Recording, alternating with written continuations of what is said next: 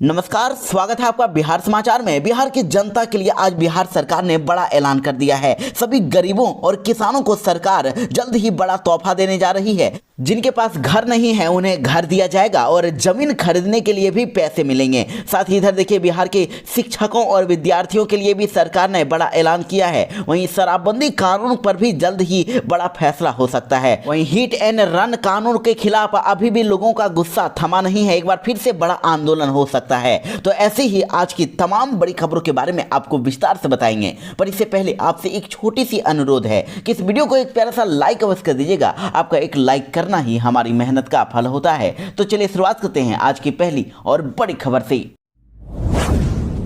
बिहार में शिक्षक बनने के लिए तैयारी करने वाले युवाओं के लिए बड़ी खबर है। एक बार फिर से शिक्षकों की बम्पर भर्तियां निकलने वाली है। जी हां, तीसरे चरण की शिक्षक भर्ती की अब पूरी तरह से तैयारी शुरू हो गई है और पहले चरण में ही खाली रहे 20,000 पद इसमें जुड़ जाएंगे। यानी कि टोटल लगभग 40,000 शिक्षकों की इस बार वैकेंसियों को निकाला जाएगा। देखिए, बिहार पब्लिक सर्विस कमीशन यानी कि बीपीएससी की तरफ से ही एक नया कैलेंडर जारी किया गया है, जिसके अनुसार अब बिहार में हर साल शिक्षकों की वैकेंसियों को निकाला जाएगा और अगस्त और सितंबर महीने में शिक्षकों की भर्तियां की जाएगी। देखिए, अभी तक बिहार में 2 लाख से भी ज्यादा पदों पर शिक्षकों की भर्तियां की जा चुकी है। बिहार में शिक्षक भर्ती के पहले चरण में 1,70,000 की शिक्षकों की भर्तियां निकाली गई और दूसरे चरण में 1,22,000 शिक्षकों की वैकेंसियों को निकाला गया। और अब देखिए, तीसरे चरण में भी शिक्षकों की भर्तियां करने की तैयारी जोरों शोरों पर चल रही है। बिहार के पूर्व मुख्यमंत्री जीतन राम मांझी ने इस बार बिहार के मुख्यमंत्री से ऐसी बड़ी मांग कर दी है जिसको अगर लागू कर दिया जाए तो फिर सरकारी स्कूलों में कमाल ही हो जाएगा। जी हां, इसको लेकर राजनीति में भी अब बवाल मचना शुरू हो गया है। जीतन राम मांझी ने बिहार के शिक्षा विभाग के अपर मुख्य सचिव के पाठक के काम की तारीफ की है और उन्होंने कहा है कि अगर वे एक काम और कर दें तो फिर शिक्षा के क्षेत्र में ऐतिहासिक सुधार हो जाएगा। जीतन राम मांझी ने बिहार में अफसर, विधायक या फिर मंत्री कोई भी हो, सभी को अपने बच्चों को सरकारी स्कूल में ही पढ़ाने की मांग कर दी है। यानी उनका कहना है कि बिहार का मुख्य सचिव हो या फिर चपरासी हो, विधायक हो या फिर मंत्री हो, सरकार से वेतन उठाने वाले हर नेता, कर्मचारी और अधिकारी का बच्चा सरकारी स्कूल में ही पढ़ना चाहिए। और यह नियम अगर बन गया तो फिर शिक्षा के क्षेत्र में एक बहुत बड़ा ऐतिहासिक सुधार हो जाएगा। अगर शिक्षा विभाग इस नियम को लागू कर देता है तो फिर सरकारी स्कूलों की व्यवस्था बदल जाएगी और शिक्षा विभाग में बहुत बड़ा बदलाव आएगा। तो आप जनता से सवाल है कि क्या आपको भी लगता है कि जीतन राम मांझी जी का सही कहना है? क्या सरकारी स्कूलों में पढ़ने वाले विद्यार्थी जो पढ़ते हैं वो सिर्फ गरीब जनता के ही रहेंगे या फिर जो सरकारी नौकरी करते हैं, सरकारी जो टीचर हैं, सरकारी कर्मचारी हैं, सभी के बच्चे सरकारी स्कूल में पढ़ना चाहिए? अपनी राय कमेंट में जरूर ही बताइएगा। पूरे बिहार में बारिश और ठंड को लेकर अलर्ट जारी कर दिया गया है। देखिए, बड़ी खबर है, बिहार के 19 जिलों में आज भारी बारिश होने की संभावना है। मौसम विभाग के द्वारा ये अलर्ट जारी करते हुए कहा गया है कि बिहार के पटना, गया, नालंदा, शेखपुरा, नवादा, बेगूसराय, लखीसराय, जहानाबाद, बक्सर, भोजपुर, रोहतास, भभुआ, औरंगाबाद और अरवल जिले के कुछ स्थानों पर हल्की बारिश हो सकती है तो कहीं पर जोरदार बारिश की संभावना है। और बिहार में ठंड और भी ज्यादा बढ़ने वाली है, साथ ही कोहरा भी और भी ज्यादा घना होगा। देखिए, सभी जिलों का तापमान लगातार नीचे जाता जा रहा है और इधर पटना का तापमान तो 10.5 डिग्री, गया का 8.8 डिग्री, भागलपुर का 9.5 डिग्री, मुजफ्फरपुर का 10.1 डिग्री, पूर्णिया का 9.1 डिग्री, इसी प्रकार और भी जिलों के और भी ज्यादा कम तापमान हो गए हैं। यानी कि ठंड लगातार बढ़ती ही जा रही है और वहीं इधर को घना कोहरा भी लगातार बढ़ता जा रहा है। और इसको लेकर तो सुपौल, अररिया, किशनगंज, पूर्णिया, कटिहार, मधेपुरा, सहरसा में बहुत घना कोहरा को लेकर ऑरेंज अलर्ट तक जारी कर दिया गया है। बिहार के मैट्रिक और इंटर में पढ़ने वाले विद्यार्थियों के लिए बड़ी खुशखबरी है। जो भी मैट्रिक और इंटर की परीक्षा देने से छूट गए थे वैसे सभी स्टूडेंट्स को एक बड़ा मौका मिलेगा। बिहार बोर्ड ने उनके लिए बड़ी खुशखबरी दे दी है। जी हाँ, देखिए, बिहार विद्यालय परीक्षा समिति यानी बिहार बोर्ड ने मैट्रिक और इंटर की परीक्षा देने से छूट गए विद्यार्थियों के लिए एक बड़ा मौका दिया है। जो भी वार्षिक परीक्षा 2024 में शामिल नहीं हो पाए थे, वंचित रह गए थे, उन सभी छात्र छात्राओं के लिए विशेष परीक्षा आयोजित करवाई जा रही है। उन सभी विद्यार्थियों के लिए, छात्र छात्राओं के लिए विशेष परीक्षा अप्रैल महीने में आयोजित करवाई जाएगी। तो बस अप्रैल में ही इसका एग्जाम लिया जाएगा और फिर रिजल्ट भी जून तक जारी कर दिया जाएगा।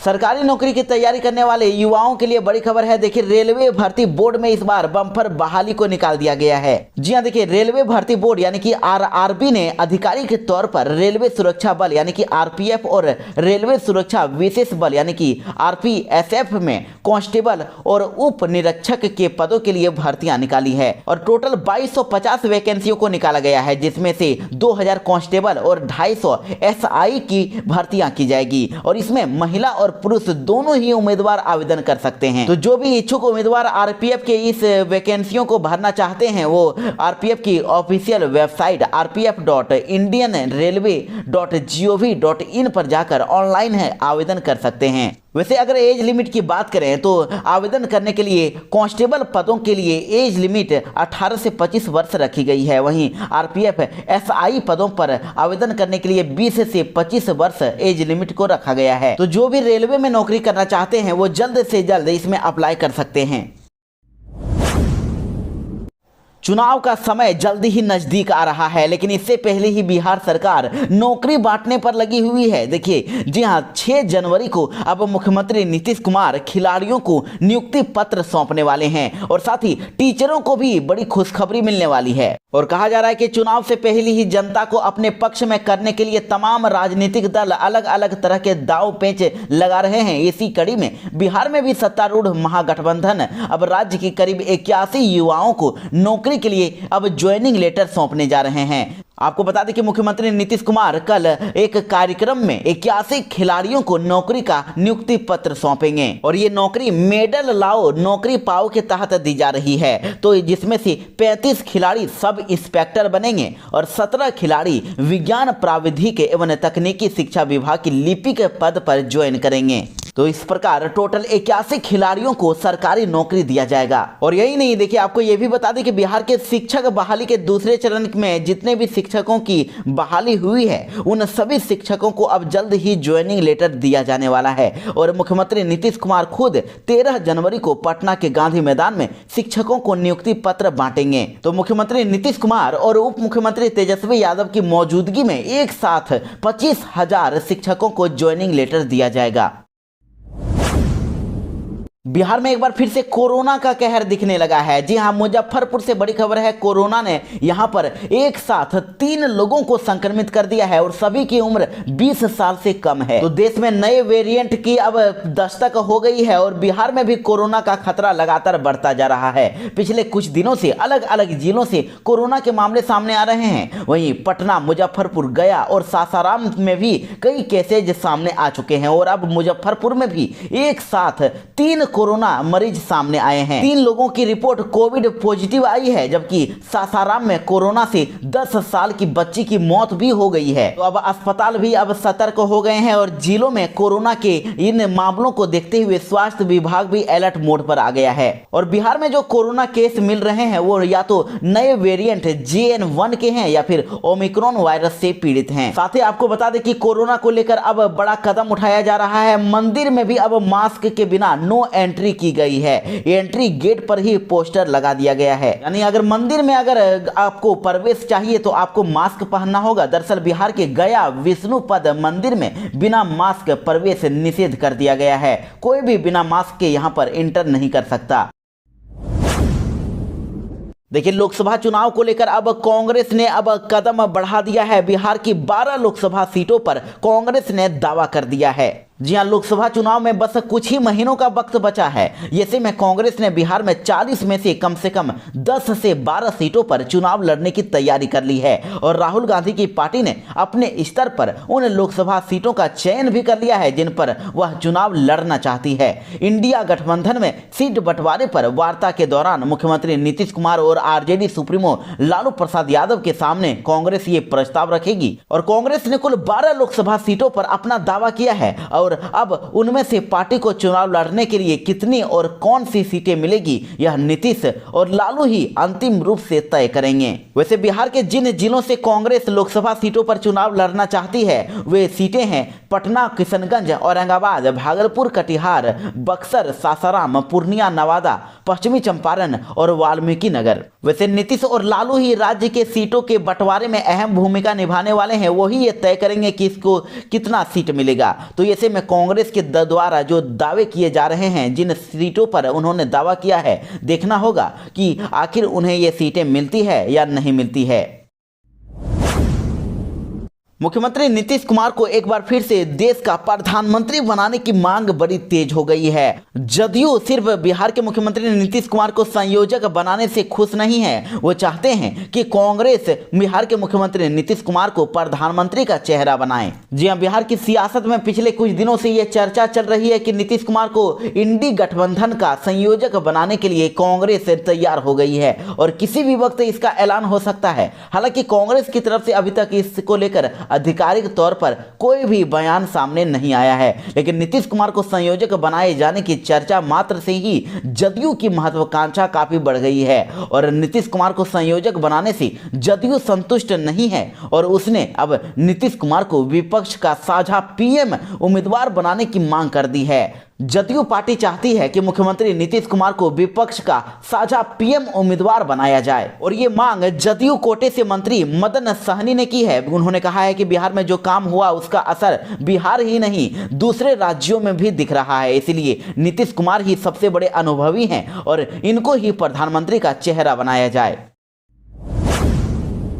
बिहार के शिक्षा विभाग के अपर मुख्य सचिव के पाठक ने इस बार यूनिवर्सिटी और कॉलेजों पर अपना डंडा चला दिया है और पूरे बिहार भर के वाइस चांसलर यानी कि वीसी को उन्होंने निर्देश दे दिया है। उन्होंने ये आदेश दिया है कि विश्वविद्यालयों और कॉलेजों में अब 2 ही बैंक खाता होंगे। एक खाता वेतन और पेंशन भुगतान के लिए होगा और दूसरा खाता दूसरे कार्यों के लिए होगा।